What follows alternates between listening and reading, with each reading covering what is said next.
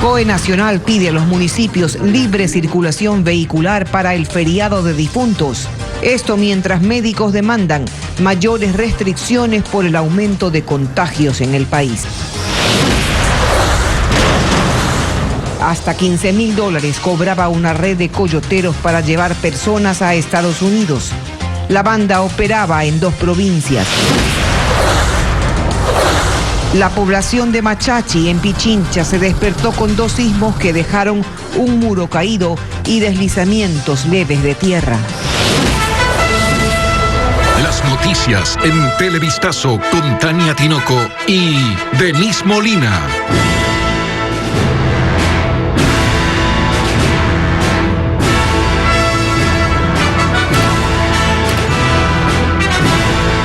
Amigos, ¿qué tal? Muy buenas tardes. Empezamos aquí las noticias en Televistazo. El COE Nacional pidió mayor compromiso y responsabilidad ciudadana para enfrentar la pandemia. Lo hizo esta mañana tras una reunión de la mesa técnica donde se definió cuáles serán las medidas durante el próximo feriado. Hola, Tania. ¿Qué tal, amigos televidentes? Buenas tardes, Denise. También informaron que los cementerios de 27 ciudades estarán abiertos al público. Andrea Báez nos cuenta además que las autoridades exhortan a los municipios a permitir la libre movilidad dentro de los cantones que tienen a cargo la competencia del tránsito. El feriado más largo del año se aproxima y las autoridades definen algunos puntos. El COE Nacional señaló que de los 221 municipios en el país, en 27 sí abrirán sus cementerios. Esto a pesar del exhorto que en días pasados realizó el COE de no abrir los camposantos para evitar aglomeraciones. Esperemos que los otros se sigan sumando al exhorto del COE Nacional. Sin embargo, los municipios más fuertes y los que tienen mayor cantidad de población han acogido, como Guayaquil, como Quito, inclusive Cuenca, tan solo un cementerio va a estar habilitado. Y al igual que Manabí. Sin embargo, las autoridades han realizado un llamado a los municipios para que exista la libre movilidad en las ciudades durante los 4 días de feriado. Esto es la libre movilidad sin restricción de placa en sus jurisdicciones. Todos los días que van a ser feriado, desde el 30 de octubre hasta el 3 de noviembre. Queda a consideración de los municipios acatar o acoger este exhorto. Esto quiere decir que no habría mayores restricciones, pues lo que se intenta es promover el turismo con responsabilidad. Así lo señala Patricia Palacios, subsecretaria de Turismo. Si bien es cierto, los contagios están subiendo en cierta medida, pero también tenemos la responsabilidad de actuar porque el feriado no es la causa de los contagios. Durante un lunes, un martes tenemos aglomeraciones, tenemos fiestas clandestinas. Las autoridades recalcan que los bares, discotecas y centros de tolerancia continuarán cerrados. Finalmente mencionaron que la ciudadanía deberá ser la responsable para cuidarse de los contagios. Mientras las autoridades piden que se autorice la libre movilidad, los médicos solicitan que se impongan más restricciones durante el feriado. El gremio de Pichincha demanda al gobierno un mayor control y medidas para prevenir contagios de COVID-19. Carla Delgado conversó con su representante, quien afirma que en Quito la situación a causa del coronavirus sigue siendo crítica. Es Pichincha la provincia que tiene la mayoría de casos de COVID-19 en el país y ya supera los 56,000 contagios, lo que preocupa al Colegio de Médicos de cara al próximo feriado. Su representante, Víctor Álvarez, asegura que Quito, la ciudad que concentra la mayoría de personas infectadas, no ha superado la situación sanitaria, por lo que hace un llamado a las autoridades para que se apliquen una serie de restricciones durante los 4 días de feriado. En la situación de restringir la movilidad de los vehículos, como lo está haciendo, lo va a hacer Manta, de 9 de la noche a 6 de la mañana. Restringir el horario de los lugares de los restaurantes, de los pocos lugares de diversión que están funcionando. Vigilar las canchas deportivas, hacer una ley seca. Esta tarde se formalizará el pedido a las autoridades locales, pues cree que la velocidad del contagio en la capital no se detiene. A ningún momento está controlada, ni en ningún lado del mundo está controlada la situación. Hasta el 26 de septiembre nosotros teníamos aproximadamente el 28% de los casos. Hoy tenemos el 34% en un mes. En un mes aproximadamente subieron algo así de 30,000 casos que da un promedio de 500 casos, 577 casos cada día en Pichincha. Además exhorta a la ciudadanía a practicar un autoaislamiento. Nosotros solicitamos a la comunidad en este feriado se practique el aislamiento voluntario. No salgan de sus casas hasta más que sea necesario. Quito, durante los 7 meses de emergencia sanitaria, ya registra un total de 51.666 contagiados con COVID-19. 2 sismos generaron nerviosismo en la población de Machachi, en el cantón Mejía. No se registraron daños mayores según las unidades de rescate, quienes continúan evaluando la situación. Alex Ceballos, desde la zona, nos tiene un informe. Deslizamientos de tierra leves, un cerramiento que se desplomó en el centro de la ciudad y sobre todo un gran susto de la población. Es el resultado que dejó estos 2 movimientos telúricos registrados en Machachi, en el cantón Mejía. Muchos habitantes salieron a las calles, muy nerviosos por los movimientos, por el sonido de las ventanas, de las puertas, según narran algunos vecinos. Sí, fue un sonido fuerte, al menos las puertas de los garajes se escuchaba que sonaba fuertísimo. Sonaron de 8 a 10 segundos, nosotros salimos rápido al patio y de ahí vimos y estábamos ahí parados un rato a ver qué pasaba y hizo la otra réplica también, pero esa fue bien corta. Equipos del municipio del cantón Mejía recorrieron todos los sectores para evaluar los posibles daños y llegaron hasta el lugar del epicentro. Hasta el momento lo que hemos podido ver son algunos muros, digamos, de tierra donde se encuentran árboles que están a punto de caer sobre el camino. Adicional a eso, unas 2 fisuras, digamos, dentro de unas viviendas cercanas de aquí al territorio. Según el Instituto Geofísico, el primer movimiento telúrico se registró a las 6:59 de la mañana y fue de 4.86 grados. El segundo se reportó a las 7:02 con una magnitud de 3.52 grados. Según el geofísico, una falla cortical en el Valle Interandino fue la fuente de estos temblores. Los equipos de rescate y de riesgos continúan realizando una evaluación por la zona rural del cantón Mejía. Anoche se registró una fuerte tormenta eléctrica en Quito. Durante al menos 1 hora, el cielo de la capital se iluminó con los rayos que cayeron en distintos puntos de la ciudad. Varias personas pudieron captar con su celular este fenómeno. Cámaras de seguridad también registraron el hecho y se espera que durante la semana se registren más tormentas de este tipo.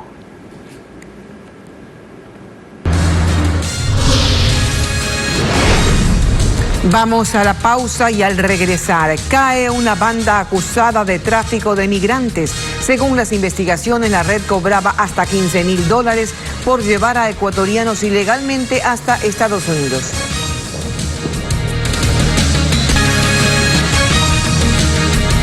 Seguimos con más información. La Unidad contra el Delito de Trata de Personas y Tráfico de Migrantes desarticula una banda en Ambato, provincia de Tungurahua. A esta red se le acusa de cobrar hasta $15.000 para el traslado ilegal de ecuatorianos hasta los Estados Unidos. Melin Ochoa nos informa que 2 personas están desaparecidas.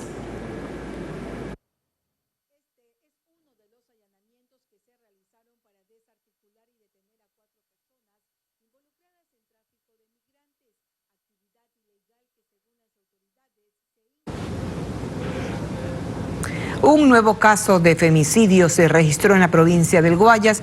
Una mujer de 36 años fue asesinada por su ex conviviente mientras se encontraba trabajando. El hombre quedó detenido tras cometer el crimen. El crimen ocurrió cerca de las 11 de la mañana en las oficinas de la empresa de agua potable del cantón Colimes, provincia del Guayas. La víctima fue identificada como Silvia Macías, de 36 años de edad, quien fue asesinada, según testigos, por su exconviviente, con quien la mujer tenía constantes problemas. Ya se habían separado y la seguía, la golpeaba. Para la pandemia, cuando recién se inició, le pegó, ella se fue de la mamá, y ella la siguió. Ya le había dicho a ella que no lo quería, que se alejara, y ella seguía siguiéndola. Tras el ataque, el agresor intentó fugar del sitio, pero fue retenido hasta que llegó la policía. Mientras que la mujer fue trasladada a una casa de salud, donde se confirmó su muerte. Aproximadamente la víctima fue apuñalada como 14 veces. Se presume que por celos ocurrió este hecho. 3 menores de edad quedan en orfandad tras este nuevo caso de femicidio en Guayas. Manta y Portoviejo son dos de los cantones de la provincia de Manabí en adoptar medidas para frenar los contagios de COVID-19. Cerrar los cementerios es parte de las restricciones en ambas ciudades. También hay ajustes para el sector comercial, como nos reporta nuestra corresponsal Karen Ceballos. La calle 13 de Manta agrupa diversos negocios, lo que la convierte en punto principal de concentración de personas. Filas de clientes con casi nada de distanciamiento y tapetes sanitizantes prácticamente secos sobresalen en la mayoría de establecimientos. Desde este lunes, personal municipal visita los negocios para notificarles de la reciente resolución del COE cantonal sobre nuevas restricciones que empezaron a regir desde el domingo pasado. Entre ellas, para el sector comercial se reduce a 50% el aforo. Los locales comerciales han relajado mucho sus condiciones y sus protocolos de bioseguridad. Entonces estamos volviendo a refrescar, volviendo a decir que los incrementos y la curva y la aceleración del virus está ganándonos la batalla.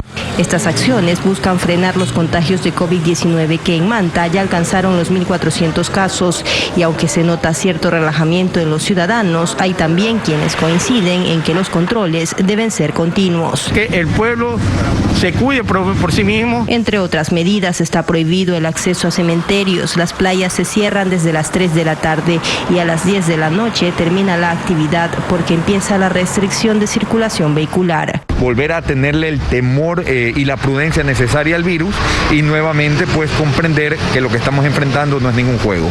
Otro cantón manabita que anunció medidas es Portoviejo, que desde el 30 de octubre al 4 de noviembre los 18 cementerios de la jurisdicción estarán cerrados. En breve nos acompaña en una entrevista el ministro de Salud Juan Carlos Ceballos. Hablaremos sobre la adquisición de vacunas para Ecuador y sobre los incrementos de casos de COVID-19.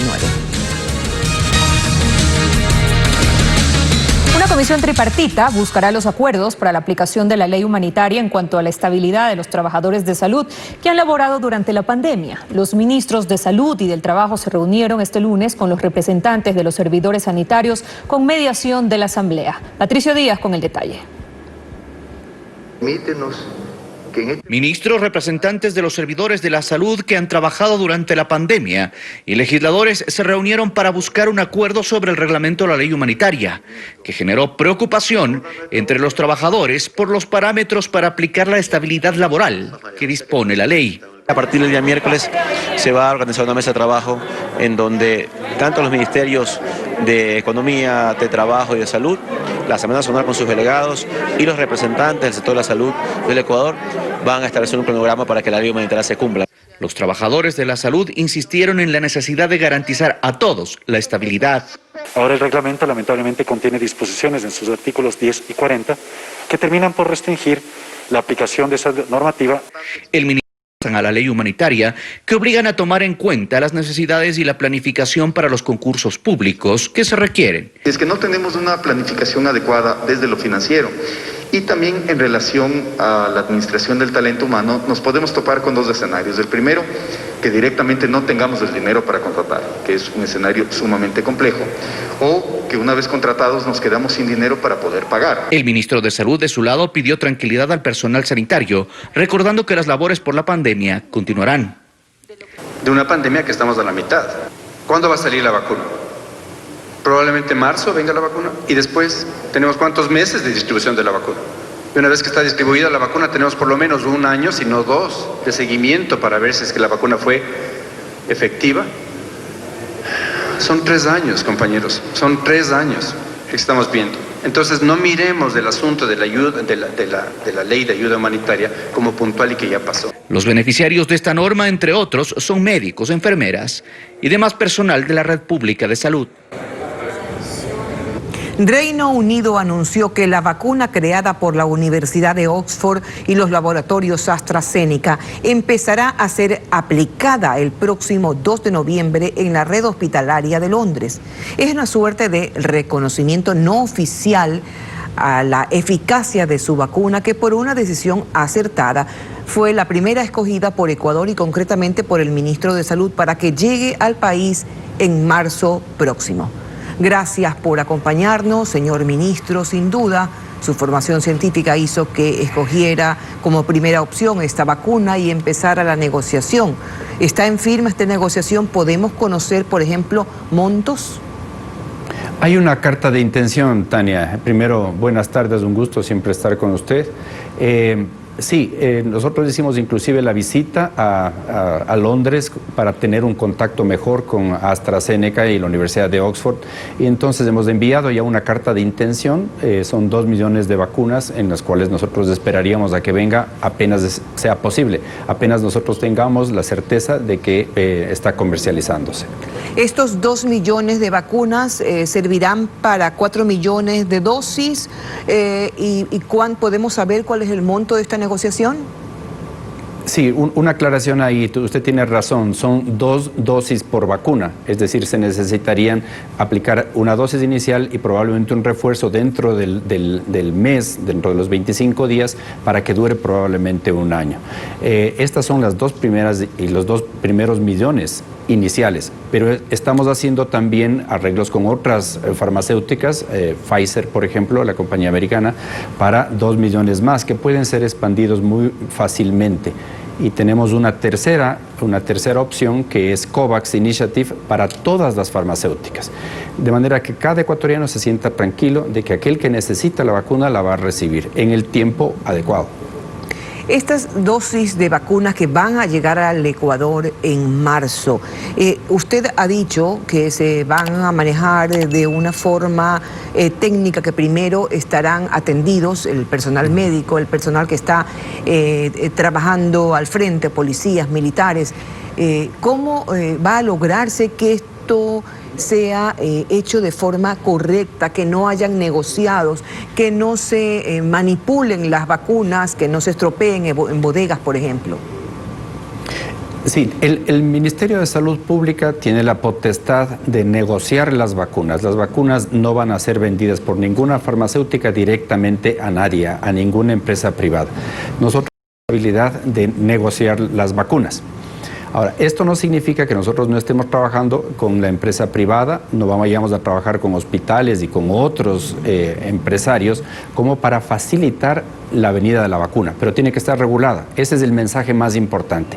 Nosotros regulamos, pero no objetamos la compra y la venida de las vacunas. Esto quiere decir, perdón señor ministro, esta aclaración es bien importante, porque se dijo, o al menos así se entendió, que en principio solamente el Estado ecuatoriano adquiriría las vacunas y no habrían importaciones privadas. Quiere decir que sí se va a permitir que laboratorios privados o entidades privadas puedan adquirir estas vacunas y también entregar... La primera reflexión. Es decir, y quiero esto, voy a procurar ser lo más claro posible. Solamente el Ministerio de Salud es la entidad que va a comprar, negociar, adquirir las vacunas. Sin embargo, hay empresas privadas, hay hospitales, hay otros empresarios, las mismas alcaldías que pueden tener interés en adquirir las vacunas, pero siempre a través del Ministerio de Salud Pública, porque hay que tomar en cuenta que esto es como una medicina. Nosotros regulamos, no objetamos, nosotros controlamos, pero no objetamos que la vacuna sea adquirida, siempre y cuando venga a través del Ministerio de Salud y tenga todas las certificaciones del ARCSA. O sea, tiene que llegar entonces a través del Ministerio de Salud Pública. Correcto. No son pocos los cuestionamientos, insisto, al manejo de los fármacos y las vacunas dentro de la red de salud pública. ¿Cómo evitar que no se mantenga la cadena de frío, que sin duda sería necesaria, que la vacuna se guarde en lugares apropiados, que no se la roben, que no hayan negociados? Primero hay que ver 3 cosas. La primera es si es que la vacuna es eficaz, es decir, responde a la administración a que anticuerpos se produzcan en el organismo. Segundo, que sea tolerable. Y la tercera cuestión es que no dé efectos indeseables. Y después hay un seguimiento, como he dicho yo, que son por lo menos 1, si no 2 años. Estamos hablando de 3 años con un seguimiento muy firme. Es como un medicamento. La vacuna es como un medicamento. Sin embargo, respondiendo a su pregunta, Tania, es importante que la gente conozca que nosotros estamos trabajando muy de cerca con la empresa privada, con academia, con los hospitales, como para que ellos nos ayuden, favorezcan. De esto salimos juntos. Y salimos juntos a través del sistema de trazabilidad, salimos juntos a través de mantener la cadena de frío y las distribuciones. Lo entendemos, señor ministro, pero antes de salir de esto, y es lo que todos queremos, una pregunta final, porque hay un incremento innegable de casos de COVID-19. Se mantiene en que esto no es un rebrote, no es una segunda. ¿Le recomienda al COE? No, Tania, yo no estoy de acuerdo en que hay un aumento de los casos. Hay un aumento de los casos en sitios muy específicos, pero a nivel nacional se mantienen estas ondas de las cuales yo siempre he hablado. El sistema sanitario está preparado para recibir esos brotes nuevos en los que estamos haciendo. El COE tiene la independencia de exigir y de dictar lo que ellos quieran. Yo apoyo la decisión de Manta y apoyo también la decisión de Guayaquil. Estamos trabajando con el municipio de Quito como para elaborar algunas acciones que son conjuntas y que van encaminadas a prevenir un exponencial aumento de casos. Gracias, señor ministro. El doctor Juan Carlos Ceballos con nosotros. Una vez más, regresamos. Mucho gusto.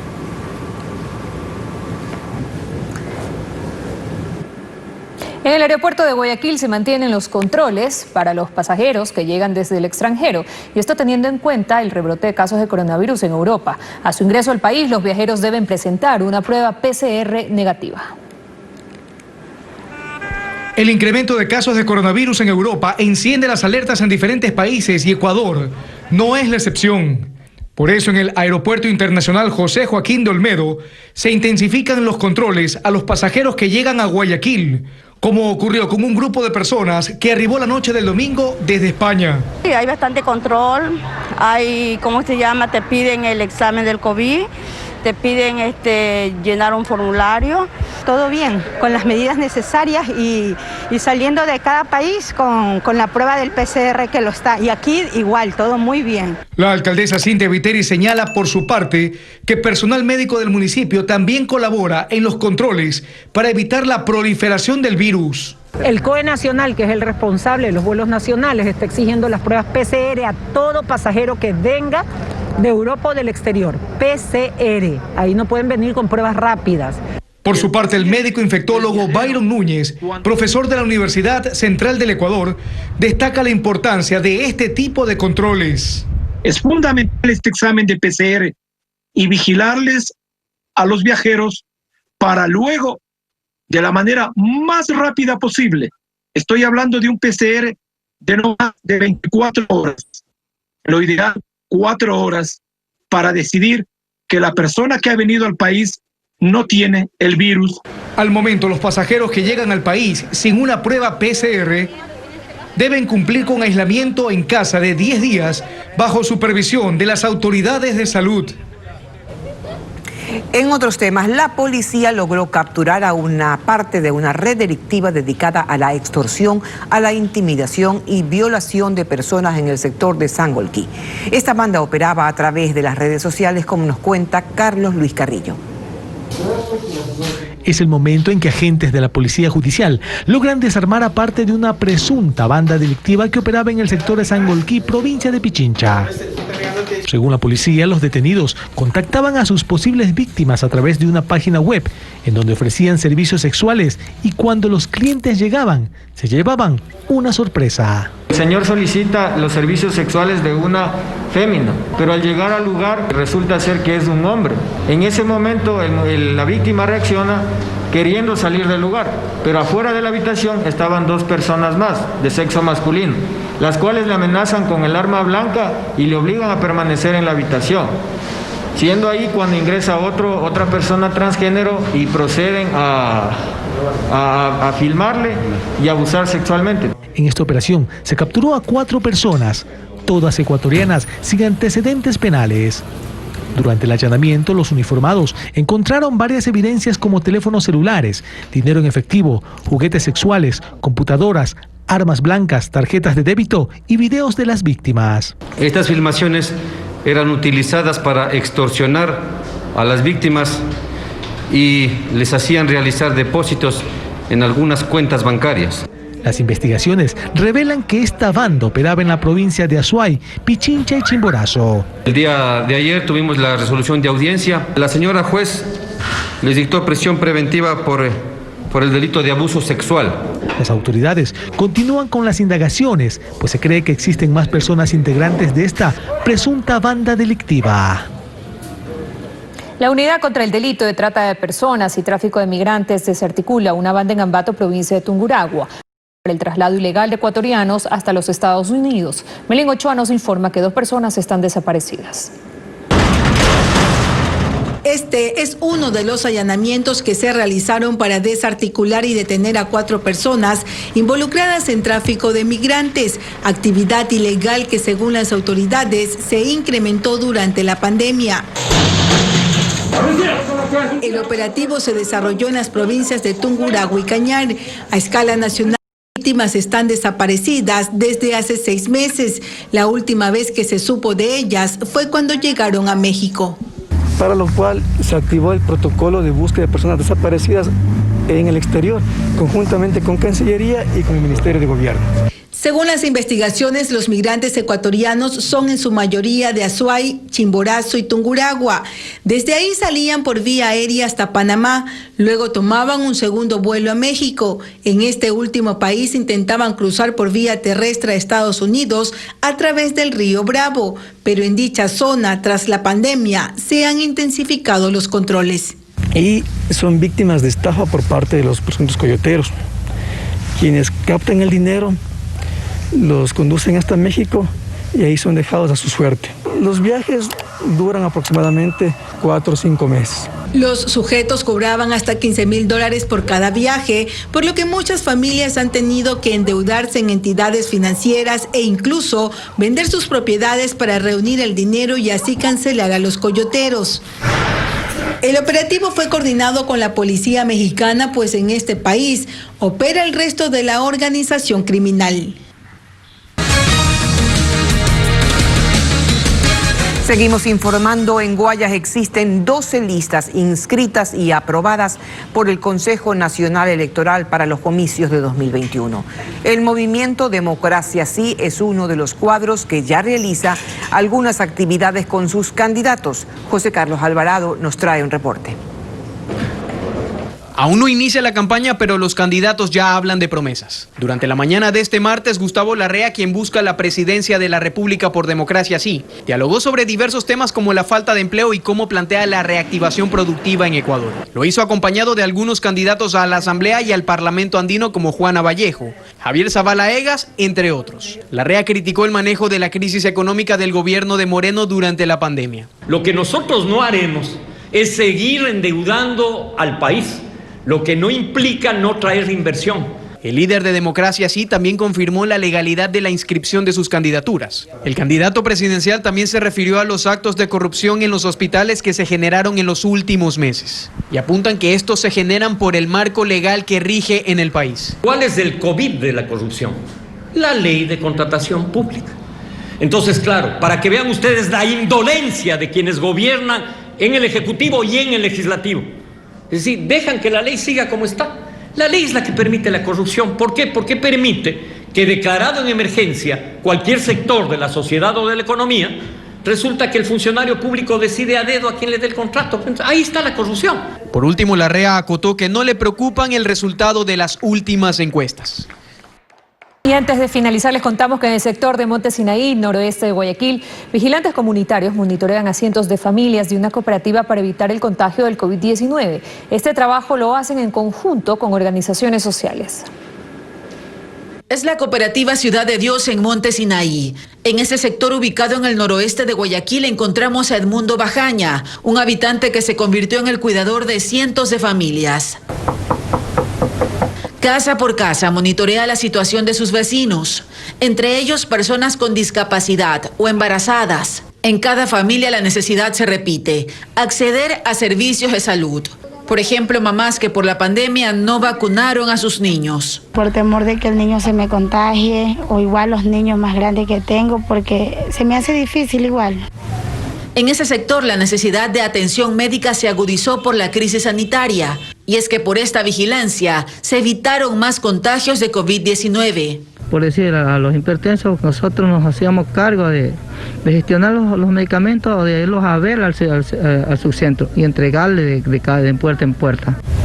Edmundo y otros vigilantes trabajan en coordinación con organizaciones sociales. Carmen Vázquez es promotora del Centro de Desarrollo y Autogestión.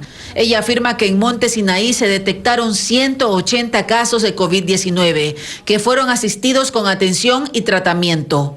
por la falta de servicios y acceso al servicio de salud, en que estaba el sistema todo colapsado, con atención médica, medicina, oxígeno. Así se busca atender a las familias de este sector, desprovisto de muchos servicios. Fortalecer el trabajo comunitario a través de los vigilantes ha sido fundamental, asegura Caterine Silva, oficial de salud y nutrición de UNICEF Ecuador. Contamos con 80 líderes comunitarios totalmente involucrados y gracias a ellos, con esta iniciativa, llegamos a 1.700 niños, niñas, adolescentes y mujeres embarazadas con servicios integrales de salud. Es así como las propias comunidades se cuidan frente al virus. Así Bien, llegamos con este al reportaje final. estamos despidiendo, Tania. Gracias, Denise. Gracias, amigos televidentes, por su sintonía. Volveremos con más noticias a las 19 horas.